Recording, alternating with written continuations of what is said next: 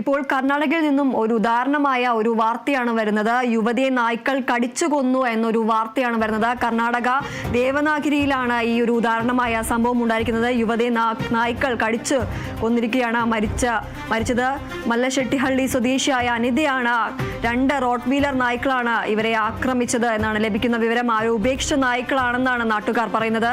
ഏതായാലും ഉപേക്ഷിച്ചവർക്കായി ഇപ്പോൾ അന്വേഷണം തുടങ്ങിയിരിക്കുകയാണ്. കർണാടക ദേവനാഗിരിയിലാണ് ഇത്തരത്തിൽ നായ്ക്കൾ യുവതിയെ കടിച്ചു കൊന്നത്. മല്ലശെട്ടിഹള്ളി സ്വദേശിയായ അനിതയാണ് മരിച്ചത്. 2 റോട്ട് വീലർ നായ്ക്കളാണ് ഇത്തരത്തിൽ അനിതയെ ആക്രമിച്ചത് എന്നാണ് ലഭിക്കുന്ന വിവരം. ആരും ഉപേക്ഷിച്ച നായ്ക്കളാണ് എന്നതാണ് നാട്ടുകാർ പറയുന്നത്. ഏതായാലും ഈ ഒരു സംഭവത്തിൽ ഇപ്പോൾ ഉപേക്ഷിച്ചവർക്കായി അന്വേഷണം ആരംഭിച്ചിരിക്കുകയാണ്.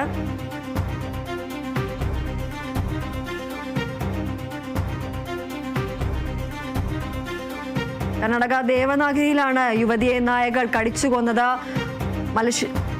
മല്ലശെട്ടിഹള്ളി സ്വദേശി അനിതയാണ് മരിച്ചത്. രാത്രി വൈകിയും നായകൾ അസാധാരണമായി കുരയ്ക്കുന്നത് കേട്ട സമീപത്തെ താമസിക്കുന്ന ആളുകൾ പുറത്തിറങ്ങി നോക്കിയപ്പോഴാണ് ഇത്തരത്തിൽ പരിക്കേറ്റ സ്ത്രീയെ കണ്ടെത്തിയത്. ഇവരെ ആശുപത്രിയിൽ എത്തിക്കുന്നതിന് മുന്നേ തന്നെ മരിക്കുകയായിരുന്നു. 2 റോട്ട് വീലർ നായകളാണ് ഇവരെ ആക്രമിച്ചത് എന്നാണ് ലഭിക്കുന്ന വിവരം. ആരും ഉപേക്ഷിച്ച നായകളാണ് ഇത്തരത്തിൽ അനിതയെ ആക്രമിച്ചത് എന്നാണ് ലഭിക്കുന്ന വിവരം. ഏതായാലും ഈ നായ്ക്കളെ ഉപേക്ഷിച്ചവർക്കായി അന്വേഷണം ആരംഭിച്ചിരിക്കുകയാണ്.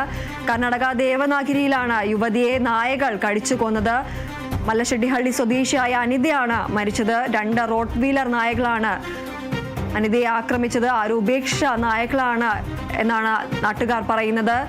ഈ നായകളെ ഉപേക്ഷിച്ചവർക്കായി ഇപ്പോൾ അന്വേഷണം ആരംഭിച്ചിരിക്കുകയാണ്. കർണാടക ദേവനാഗിരിയിലാണ് യുവതിയെ നായകൾ കടിച്ചു കൊന്നത്.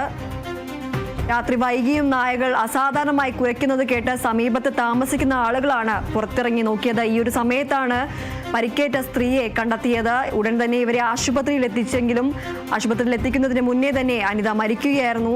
2 റോട്ട് വീലർ നായകളാണ് അനിതയെ ആക്രമിച്ചത് എന്നാണ് ലഭിക്കുന്ന വിവരം. ആരോ ഉപേക്ഷിച്ചു പോയ നായകളാണ് ഇത്തരത്തിൽ ആക്രമണം നടത്തിയത് എന്നാണ് ലഭിക്കുന്ന വിവരം. ഏതായാലും ഈ ഉപേക്ഷിച്ച ഉടമകൾക്കായി അന്വേഷണം ആരംഭിച്ചിരിക്കുകയാണ്.